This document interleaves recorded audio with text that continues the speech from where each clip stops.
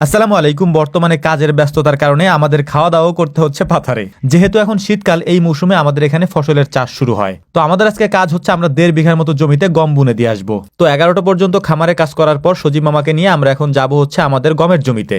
গম, সার এবং চট, এর পাশাপাশি গম বোনার জন্য আমরা বল বা গামলা এগুলা নিয়ে যাচ্ছিলাম ভ্যানে করে। আর সজীব মামা গমের জমি চাষ দেওয়ার জন্য তার টিলার নিয়ে আগে আগে যাচ্ছিল, আমরা তার পিছনে পিছনে যাচ্ছিলাম। জমিতে এসে প্রথমেই চেক করার চেষ্টা করতেছিলাম এখানে জো কতটুকু আছে।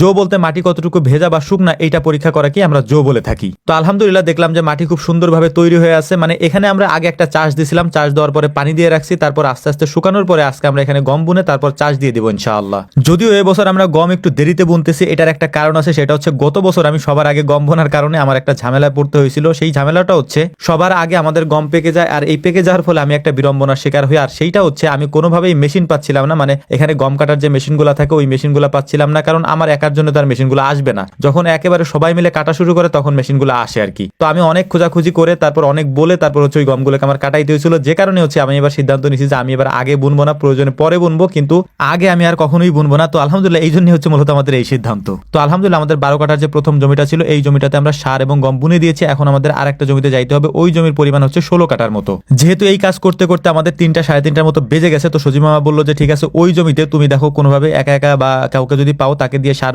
বুনে দাও, আর আমি এই জমিটা চাষ দেওয়া শুরু করি। আমি এখান থেকে চাষ দিয়ে আসতেছি আর তুমি এর পাশাপাশি যাও, ওইটা দেখো কমপ্লিট করতে পারো কিনা। তো সজীব মামাকে বললাম যে ঠিক আছে আপনি যান। তো আমাদের এখানে এক কাকা ছিল, তা কাকারে ডাক দিলাম, যে বললাম কাকা আমার একটু হেল্প করেন, আমার একটু সার বুনাই দেন, যাতে করে হচ্ছে আমার একটু তাড়াতাড়ি আমরা বাড়ি যেতে পারি আর কি সন্ধ্যার আগে। আর এর পাশাপাশি আমি সজীব মামার সাথে কথা বলতেছিলাম যে মামা এইখানে এই মাথা দিয়ে হচ্ছে আমরা একটু পেঁয়াজ লাগাতে চাচ্ছিলাম, যে পেঁয়াজ লাগানো যাবে কিনা। তো মামা বললেন যে আগেই যেহেতু এখানে পানি দিয়ে দেওয়া হয়েছে তখন পেঁয়াজ লাগাইলে লাগানো যাবে, সমস্যা নাই, তো পরবর্তীতে আমরা লাগাই। যেহেতু পেঁয়াজ লাগাইতে লাগাইতে এখনো প্রায় 20 দিনের মতো বাকি আছে, বা 20 দিন পরেও লাগানো যাবে আর কি। তো যাই হোক আলহামদুলিল্লাহ আমরা এই সিদ্ধান্ত নিয়ে ফেলেছি যে আমরা 20 দিন পরে এখানে পেঁয়াজ লাগাবো 3-4 কাঠা জমিতে। যেহেতু আমরা এবার পেঁয়াজ লাগানোর সিদ্ধান্ত নেই, তবুও খাওয়ার জন্য পেঁয়াজ তো লাগানো প্রয়োজন। তো এই জন্যই হচ্ছে মূলত আমরা সিদ্ধান্ত নিয়েছি যে একটু জায়গা আমরা খালি রাখার চেষ্টা করবো এখানে গমের জমিতে। তো দেখতে দেখতে আমাদের প্রায় বিকাল হয়ে গেছে। আমরা যেহেতু দুপুরে খাইতে বাড়ি যাইতে পারিনি, তো আব্বা হচ্ছে যে দুপুরের খাবার বিকাল আমাদের জন্য নিয়ে আসছে পাথারে। তো সজীব আমাকে বললাম যে মেশিন বন্ধ করেন, আমাদের মেশিন আগে তেল দিয়ে নিই, তারপর হচ্ছে আমরা বাকি কাজ করার চেষ্টা করবো ইনশাআল্লাহ। তো বাড়ি থেকে খাবার পাঠাই দিছে অনেক। তো এখানে আরো কাকারা ছিলেন, তাদেরকে ডাক দিলাম, সবাই মিলে একসাথে খাওয়ার জন্য আমরা বসে পড়েছি আর কি। তো এই খাবারটা হচ্ছে পৃথিবীর সব থেকে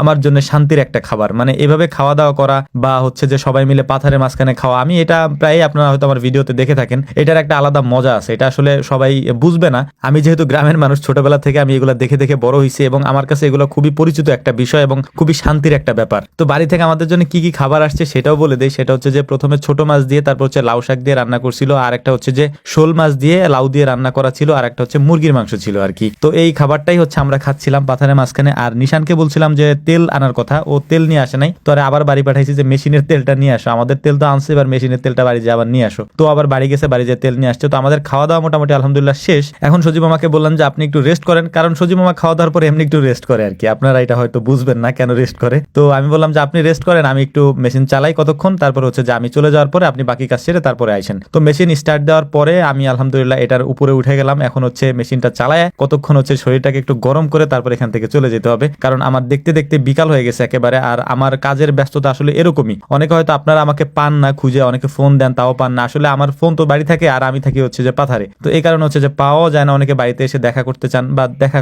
হয়ও না আমার সাথে আর কি। তো যাই হোক আমাদের জন্য দোয়া করবেন। আমাদের কাজ শেষ, আমরা এখন বাড়িতে চলে যাব। আর আপনাদের যাদের সাথে আমাদের দেখা হয় না বা কথা হয় না তাদের কাছে আন্তরিকভাবে দুঃখিত। আসলে আমাদের ব্যস্ততার কারণে এটা হয়ে ওঠে না আর কি। তো যাই হোক ভিডিও শেষ করবো তার আগে আবারও গুরুত্বপূর্ণ একটা তথ্য দিয়ে দিই। সেটা হচ্ছে 1.1 মিলিয়নের এই ফেসবুক পেজ বাদে বিসমিল্লাহ এগ্রোর আর কোনো ফেসবুক পেজ নেই। তো আমাদের জন্য দোয়া করবেন। আসসালামু আলাইকুম ওয়া রাহমাতুল্লাহি তাআলা ওয়া বারাকাতুহু।